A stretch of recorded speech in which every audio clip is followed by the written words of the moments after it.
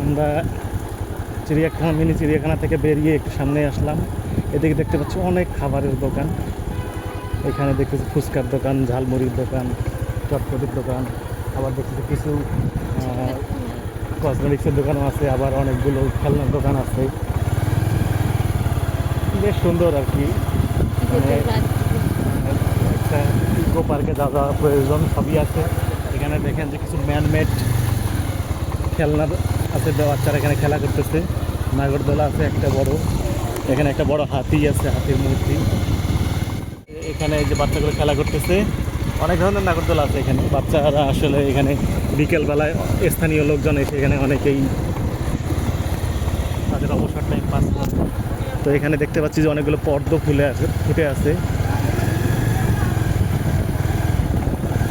আমরা ওই সামনেটায় গিয়ে এখানে আরেকটি ঘাট আছে।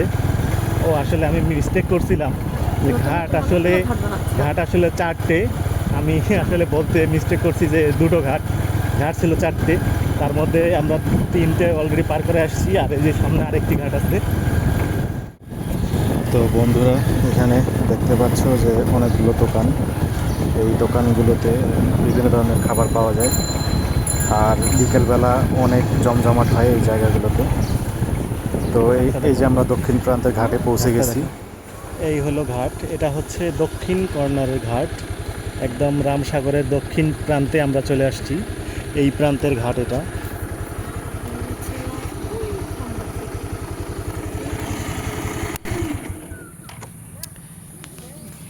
এটা হচ্ছে একদম দক্ষিণ প্রান্তের ঘাট। দেখতে পাচ্ছেন আপনারা যে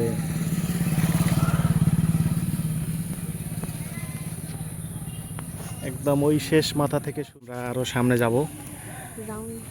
আমরা এই যে দক্ষিণ প্রান্তটা অনেক বড় আর আসলে, তবে এখানে একটা মজার বিষয় হচ্ছে যে এখানে চারিদিকে রাউন্ড করে ঘোরা যায়। আপনি এক দিক দিয়ে ঢুকবেন, আরেক দিক দিয়ে এসে আরেক দিক দিয়ে ঘুরে বের হয়ে চলে যাবেন। এইটাই এখানকার একটি মানে মজার বিষয়। তো আমরা সামনে এগিয়ে যাব, আর সেই পর্যন্ত আমাদের সাথে থাকুন। এখানে এই যে নৌকোতে করে অনেকে ঘুরতেছে। তো সামনে এখানে অনেক অতিথি পাখি আছে। এগুলোকে আমাদের এলাকায় দিনাজপুরের ভাষায় বেলে হাঁস বলা হয়। তো পাখিগুলো আপনাদেরকে হয়তো আমি ঠিক মতো দেখাতে পারতেছি না, কারণ অনেক দূরে। তো তারপরেও যতটুকু জুম করে দেখানো সম্ভব, এই যে দেখেন পাখিগুলো।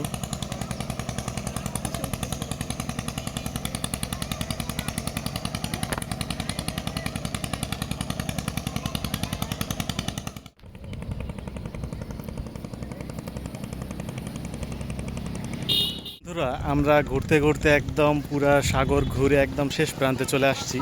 এখন আমাদের চলে যাওয়ার পালা। তো কিছু বিষয় আপনাদের জানিয়ে রাখি, সেটা হচ্ছে যে এই পুরা রামসাগরটার দৈর্ঘ্য প্রায় 4.5 কিলোমিটারের মতো। আপনারা যদি এখানে আসতে চান অবশ্যই কোনো গাড়ি সাথে করে নিয়ে আসবেন, কারণ এই 4.5 কিলোমিটার হাঁটা আপনার পক্ষে অসম্ভব। যদিও আপনি হাঁটতে চান তাহলে কিন্তু খুব ক্লান্ত হয়ে যাবেন। তবে আপনাদের নিজস্ব যদি কোনো গাড়ি থাকে তাহলে ভালো, অথবা এখানে যে অটোগুলো পাওয়া যায়, যে সিএনজিগুলো পাওয়া যায়, এগুলো নিয়েও আসতে পারেন।